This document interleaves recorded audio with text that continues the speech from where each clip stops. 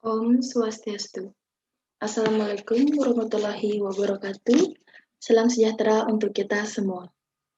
Yang terhormat, Ibu Igusti Ayu Sri Diana Putri, SKM MPH, selaku dosen mata kuliah komunikasi. Sebelumnya, perkenalkan, nama saya Nikomang Krisna Maharani Pandetri, NIM P07134 120044. Pada kesempatan kali ini, saya akan mempresentasikan materi mengenai apa itu komunikasi efektif.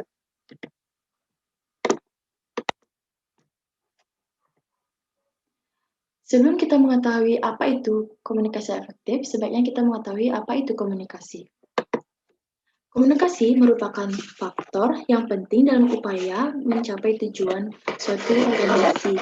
Secara umum, komunikasi dapat diartikan sebagai proses mengirimkan dan menyampaikan pesan untuk mencapai pemahaman bersama. Apa itu komunikasi efektif? Komunikasi efektif adalah komunikasi yang mampu menghasilkan pemahaman dan pandangan yang berbeda, serta menggunakan pemahaman sebagai acuan dalam berkomunikasi. Komunikasi efektif dalam pelayanan instansi laboratorium ialah komunikasi yang tepat waktu, akurat, lengkap, jelas, dan dipahami oleh penerima. Hal ini akan mengurangi kesalahan dan meningkatkan keselamatan pasien dalam berkomunikasi dapat secara elektronik, lisan, ataupun tertulis. Komunikasi harus dilakukan secara efektif agar komunikasi itu dapat mudah dimengerti oleh komunikan. Komunikasi yang efektif dapat dilakukan apabila seseorang yang berkomunikasi memahami tentang pengertian dari komunikasi efektif dan unsur-unsur komunikasi efektif. Selanjutnya, tujuan berkomunikasi efektif. Tujuan komunikasi efektif memberi kemudahan dalam memahami informasi yang disampaikan antara pemberi informasi dan penerima informasi, sehingga terciptanya feedback yang baik antara pemberi dan penerima secara lebih jelas dan lengkap. Tujuan komunikasi efektif dalam instalasi laboratorium, yang pertama, meningkatkan keamanan dan keselamatan pasien. Yang kedua, memberikan standar untuk penyebaran berbagai informasi. Yang ketiga, meningkatkan kekuatan atau kejelasan dari para pemberi pelayanan kesehatan dalam mengajukan permintaan perubahan perawatan pasien atau untuk menyelesaikan informasi dalam keadaan kritis dengan benar dan akurat. Yang keempat, meningkatkan efektivitas kerja tim. Selanjutnya, ada indikator komunikasi efektif, terdiri dari 4. Yang pertama, pemahaman. Pemahaman merupakan suatu kemampuan memahami pesan secara cermat sebagaimana yang disampaikan oleh komunikator. Dalam hal ini, komunikan dikatakan efektif apabila mampu memahami secara tepat, sedangkan komunikator dikatakan efektif apabila berhasil menyampaikan pesan secara cermat. Yang kedua, kesenangan. Apabila proses komunikasi itu selain berhasil menyampaikan informasi, juga dapat berlangsung dalam suasana yang menyenangkan ke kedua belah pihak. Sebenarnya tujuan berkomunikasi tidaklah sekedar transaksi pesan, akan tetapi dimaksud pula untuk saling interaksi secara menyenangkan. Yang ketiga, pengaruh pada sikap. Apabila seorang komunikan setelah menerima pesan, kemudian sikapnya berubah sesuai dengan makna pesan itu, dapat mempengaruhi orang lain merupakan bagian dan dalam berbagai situasi kita bisa berusaha mempengaruhi sikap orang lain dan berusaha agar orang lain bersikap positif sesuai keinginan kita. Yang keempat, hubungan yang makin baik. Bahwa dalam proses komunikasi yang efektif secara tidak sengaja meningkatkan kadar hubungan interpersonal.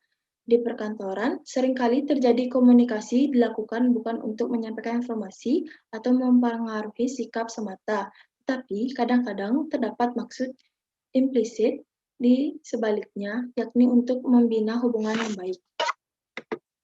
Selanjutnya, ada unsur-unsur komunikasi efektif. Terdapat 6 bagian. Yang pertama, sumber. Sumber sebagai salah satu unsur dan unsur-unsur komunikasi adalah dasar yang digunakan dalam penyampaian pesan dan digunakan dalam rangka memperkuat pesan yang hendak disampaikan. Sumber sebagai salah satu unsur dalam unsur-unsur komunikasi dapat berwujud dalam berbagai bentuk berupa orang, lembaga, buku, dokumen, dan lain sebagainya. Yang kedua, komunikator. Pengiriman yang mengirim pesan kepada komunikan dengan menggunakan media tertentu. Yang ketiga, komunikan. Penerima atau menerima pesan dari komunikator, kemudian memahami, menerjemahkan, dan memberi respon. Yang keempat, media. Saluran yang digunakan untuk menyampaikan pesan sebagai sarana berkomunikasi berupa bahasa verbal maupun non-verbal. Wujudnya berupa ucapan, tulisan, gambar, bahasa tubuh, dan lain sebagainya. Yang kelima, ada pesan. Isi komunikasi berupa pesan yang disampaikan oleh komunikator pada komunikan. Kejelasan pengiriman dan penerima pesan sangat berpengaruh terhadap kesinambungan komunikasi. Terdapat tiga bagian. Yang pertama, pesan informatif, pesan persuasif, dan pesan koersif. Selanjutnya, yang terakhir, yang keenam, tanggapan. Tanggapan merupakan dampak komunikasi sebagai respon atas penerima pesan. Diimplementasikan dari bentuk umpan balik atau tindakan sesuai dengan pesan yang diterima. Terdapat tiga bagian juga, yaitu personal opinion, public opinion, dan majority opinion. Selanjutnya, fungsi komunikasi efektif. Terdapat 5 bagian. Yang pertama, fungsi informasi. Untuk memberitahukan sesuatu berupa informasi atau pesan kepada pihak tertentu dengan maksud agar komunikan dapat memahaminya. Yang kedua, fungsi ekspresi. Sebagai wujud ungkapan perasaan atau pikiran komunikator atas apa yang dia pahami terhadap sesuatu hal atau permasalahan. Yang ketiga, fungsi kontrol. Menghindari terjadinya sesuatu yang tidak diinginkan dengan memberi pesan berupa perintah, peringatan, penilaian, dan lain sebagainya. Yang keempat, yaitu fungsi sosial. Fungsi sosial untuk keperluan rekreatif dan keakraban hubungan di antara komunikator dan komunikan. Yang kelima, fungsi ekonomi. Untuk keperluan transaksi usaha yang berkaitan dengan finansial dan barang jasa. Selanjutnya, prinsip dasar komunikasi efektif. Yang pertama, respect. Hukum pertama yang terpenting dalam komunikasi yang efektif adalah sikap menghargai setiap individu yang menjadi tujuan pesan yang kita sampaikan. Yang kedua, empati. Empati merupakan kemampuan kita untuk menempatkan diri sendiri pada situasi atau kondisi orang lain. Yang ketiga, audible.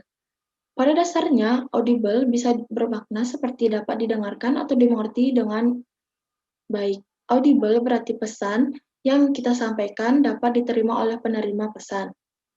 Hukum ini mengatakan bahwa pesan harus disampaikan melalui media. Sedemikian rupa sehingga bisa diterima dengan baik oleh penerima pesan. Yang keempat, clarity. Hukum keempat yang terkait dengan itu adalah kejelasan dari pesan itu sendiri sehingga tidak menimbulkan berbagai penafsiran yang berbeda-beda. Kesalahan penafsiran dalam berkomunikasi dapat menimbulkan berbagai dampak yang tidak sepele. Yang kelima, humble. Hukum kelima dalam membangun komunikasi efektif adalah simple, sikap humble atau rendah hati. Sikap ini ada kaitannya dengan hukum pertama, yaitu membangun rasa menghargai orang lain. Humble dibarengi dengan sikap terbuka dan kritik dan saran. Tidak memandang rendah orang lain, memaafkan, dan penuh pengendalian diri. Sekian presentasi dari saya. Jika ada kekurangan maupun kesalahan kata dalam pengucapan, saya mohon maaf. Terima kasih atas perhatiannya dan saya tutup dengan Parama Santi. Om Santi Santi Santi Om. Wassalamualaikum warahmatullahi wabarakatuh. Salam sejahtera untuk kita semua.